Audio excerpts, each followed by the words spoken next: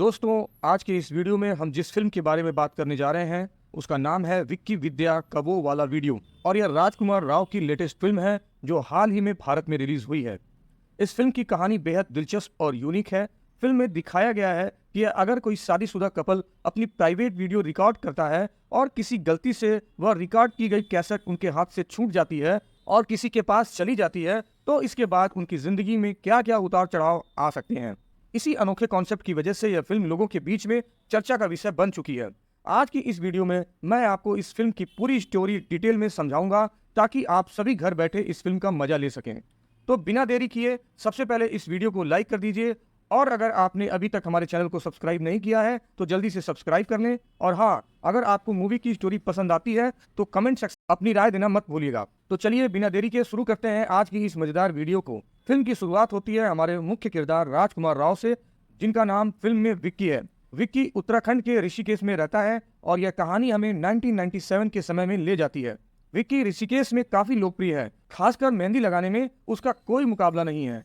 जब भी शहर में कोई शादी होती है हर कोई विक्की को ही बुलाता है मेहंदी लगाने के लिए। विक्की जिस घर में रहता है उस घर में विक्की के साथ उसके दादाजी, उसकी बड़ी बहन चंदा, एक छोटा सा भतीजा और एक नौकरानी रहती है। अब विक्की जिस मोहल्ले में रहता है वहीं पर विद्या का भी घर है, जिसे तृप्ति डिमरी ने निभाया है।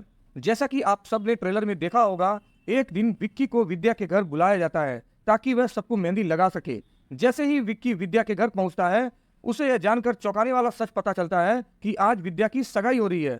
दरअसल विद्या के पिता ने जल्दबाजी में उसकी सगाई तय कर दी है। लेकिन इसी बीच हमें पता चलता है कि विक्की और विद्या एक दूसरे से गहरा प्यार करते हैं और शादी करना चाहते हैं। विक्की विद्या से अकेले में यह पूछता है कि आखिर वह इतनी जल्दी सगाई के लिए कैसे तैयार हो गई। इस पर विद्या उसे बताती है कि उसके पिता ने यह निर्णय जल्दी लिया है, जबकि वह खुद इस सगाई के लिए तैयार नहीं है। इस स्थिति में विद्या विक्की से मदद मांगती है।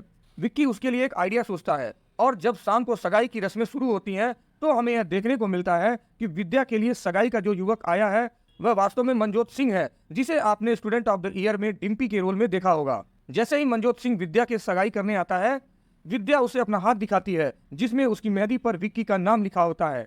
इससे न सिर्फ वह उससे प्रभावित करती है बल्कि विद्या अपनी भावनाओं को स्पष्ट करते हुए मनजोत से कई तीखे शब्द भी कहती है, जिससे वह उसे यह एहसास कराती है कि वह विक्की से प्यार करती है। इसी बीच विक्की भी मौके का फायदा उठाते हुए मनजोत के मन में संदेह डाल देता है। परिणाम स्वरूप मनजोत विद्या से अपनी सगाई तोड़ देता है और अपने परिवार के साथ मंडप से बाहर चला जाता है। इस दृश्य को देखकर विद्या के पिता बहुत दुखी होते हैं और सभी मेहमानों से पूछते हैं कि अब उनकी बेटी से कौन सगाई करेगा और कौन शादी करेगा।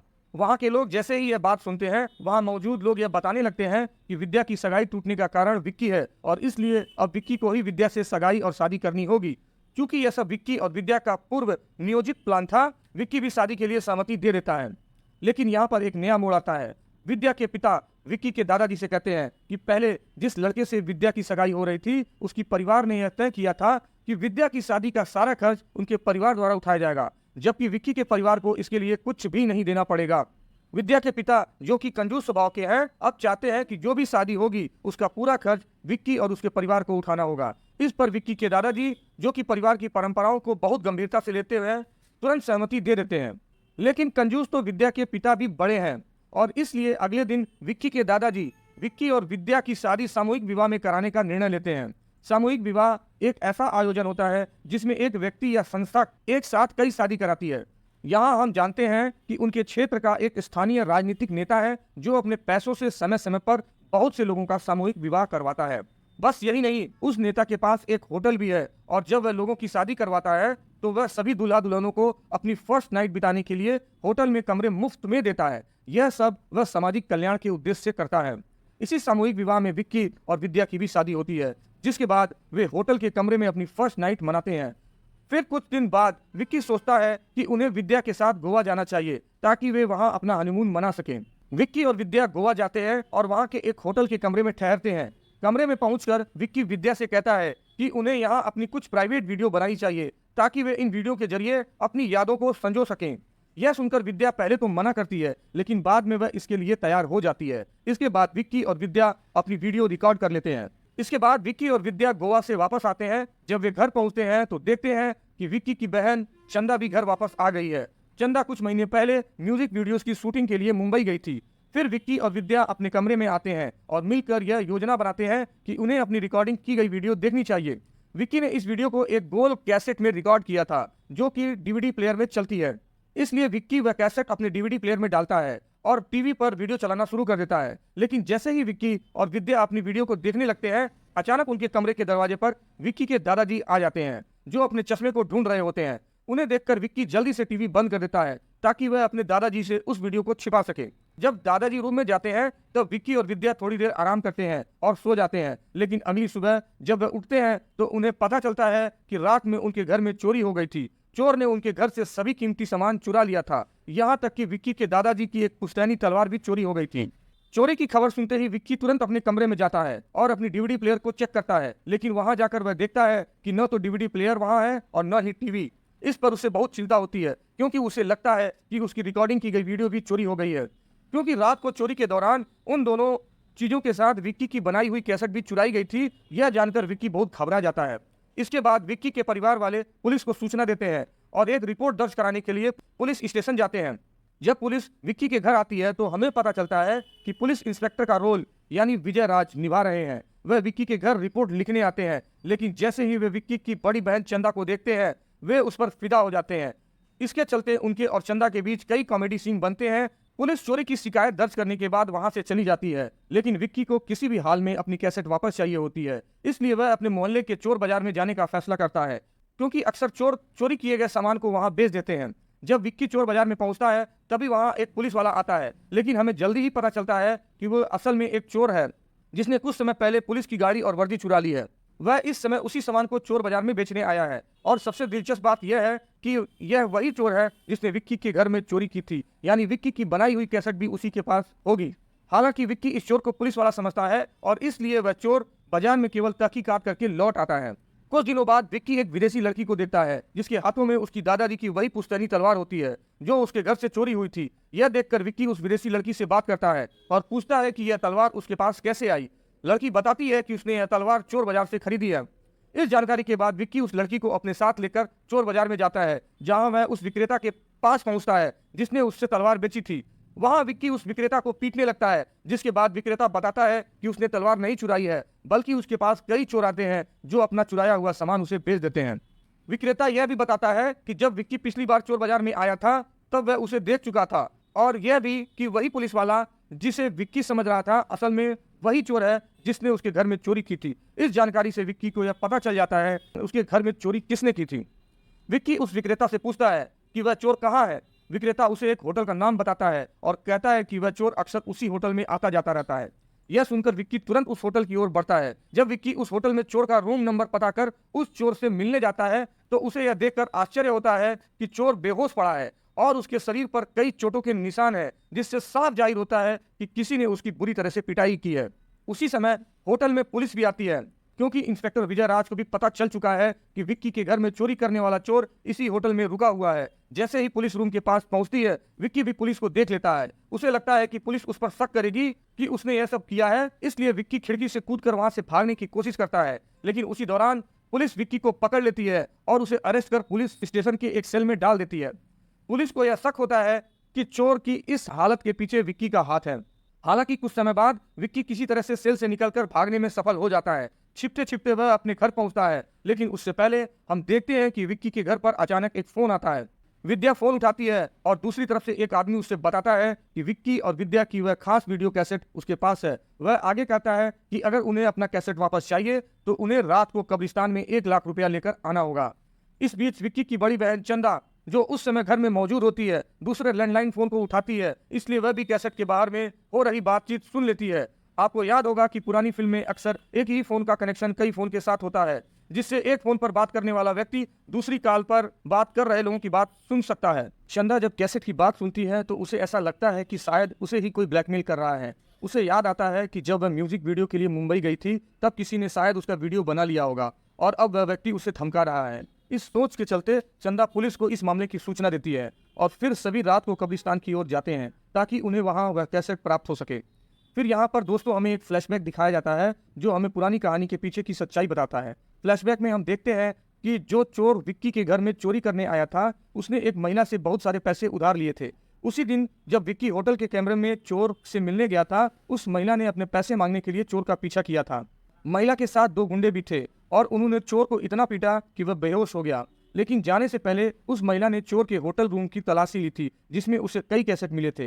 ये कैसेट चोर को एक गाड़ी में मिले थे, जिसे उसने कुछ समय पहले चुराया था। दिलचस्प बात यह है कि जिस गाड़ी में कैसेट थे, वह गाड़ी उसी पॉलिटिशियन के साले की थी जो शहर में सामूहिक शादियां करवाता था। अब इस पॉलिटिशियन के साले की बात को याद रखना, क्योंकि यह बाद में महत्वपूर्ण साबित होने वाला है। अब हम कब्रिस्तान के दृश्य में लौटते हैं। विक्की और विद्या कब्रिस्तान में पहुंचते हैं, जहां वे उस महिला से मिलते हैं जिसके पास उनका कैसेट होता है। लेकिन तभी कब्रिस्तान में एक भूतिया औरत आती है, जो बिल्कुल उसी तरह दिखती है जैसे फिल्म स्त्री में दिखाई गई थी। उसकी उपस्थिति से सभी लोग डर जाते हैं और भागने लगते हैं। हालांकि भागते समय विक्की के हाथ में कैसेट आ जाता है। अंततः विक्की और विद्या अपने घर लौटते हैं, खुश होते हैं कि आखिरकार उन्हें अपना कैसेट मिल गया। विक्की और विद्या जब अपने घर वापस आते हैं, तब वो अपने कैसेट को प्ले करते हैं, लेकिन उनकी उम्मीदों के विपरीत वीडियो वो नहीं होती जो विक्की ने बनाई थी। इसके बजाय वो वीडियो उनके सुहागरात की होती है, जो एक हिडन कैमरा से रिकॉर्ड की गई थी। इस वीडियो को देखकर दोनों समझ जाते हैं कि शहर में जिन भी कपल्स का सामूहिक विवाह होता है, उनके होटल रूम्स में भी हिडन कैमरे लगे होते हैं, जिनसे उन कपल्स की रिकॉर्डिंग की जाती है। विक्की तुरंत ये सोचता है कि यह सब काम उस पॉलिटिशियन के साले ने किया होगा। इस बात को लेकर वह और विद्या पुलिस वाले के पास जाते हैं और अपनी पूरी कहानी बताकर मदद मांगते हैं। पुलिस विक्की के साथ मिलकर पॉलिटिशियन के साले को पकड़ लेती है। जब पॉलिटिशियन का साला पकड़ा जाता है और उससे कुछ थप्पड़ पड़ते हैं, तब वह सब कुछ बता देता है कि वह विक्की और पुलिस को बताता है असली मास्टरमाइंड तो उसका जीजा है, जो एक पॉलिटिशियन है। पॉलिटिशियन का साला यह भी बताता है कि यह सारी वीडियो रिकॉर्डिंग उसी के कहने पर की गई थी। वह पॉलिटिशियन को एक ढोंगी बताता है, जो सामूहिक विवाह का आयोजन करते हुए लोगों का भला करने का दिखावा करता है, लेकिन असल में वह खुद कपल्स की प्राइवेट लाइफ का दुरुपयोग कर रहा है। इस तरह विक्की और विद्या उस पॉलिटिशियन के खिलाफ सबूत इकट्ठा करने के लिए तैयार होते हैं, ताकि वे अपनी और दूसरों की सुरक्षा सुनिश्चित कर सकें और उस पॉलिटिशियन के असली चेहरे को उजागर कर सकें। दरअसल इस योजना के तहत वे लोग उसकी वीडियो रिकॉर्डिंग कर लेते हैं और उन सभी वीडियो को एक दुबई के शेख को भेज देते हैं। हालांकि यह भी दिलचस्प है कि जिस शेख को ये वीडियो भेजे जाते हैं, उन्होंने उसे कभी देखा नहीं है, बस फोन पर ही उसकी आवाज़ सुनी है। यह सब सुनकर विक्की और पुलिस इंस्पेक्टर यह योजना बनाते हैं कि उन्हें पॉलिटिशियन को रंगे हाथों पकड़ना हो गया, ताकि उसकी असली करतूत सभी के सामने उजागर हो सके। इसलिए वे मिलकर एक रणनीति तैयार करते हैं। पुलिस इंस्पेक्टर विजय राज शेख का रूप धारण करते हैं और पॉलिटिशियन से मिलने का नाटक करते हैं। इसी बीच विक्की को यह पता चलता है कि पॉलिटिशियन की बेटी किसी लड़के से गहरा प्यार करती है। इस जानकारी का उपयोग करते हुए जब अगला सामूहिक विवाह होता है, विक्की समारोह में पॉलिटिशियन की बेटी की शादी करवाने की योजना बनाता है। वह सभी युगल के साथ उस होटल के कमरे में भेज देता है। थोड़ी देर बाद विक्की पॉलिटिशियन को यह खबर पहुंचाता है कि उसकी बेटी भी इस सामूहिक विवाह में शामिल हुई है और सभी युगल होटल के कमरे में जा चुके हैं। यह सुनते ही पॉलिटिशियन का दिल दहशत से भर जाता है और वह तुरंत सभी कमरों में अपनी बेटी को खोजने के लिए निकल पड़ता है, जिससे एक नई उथल पुथल शुरू हो जाती है।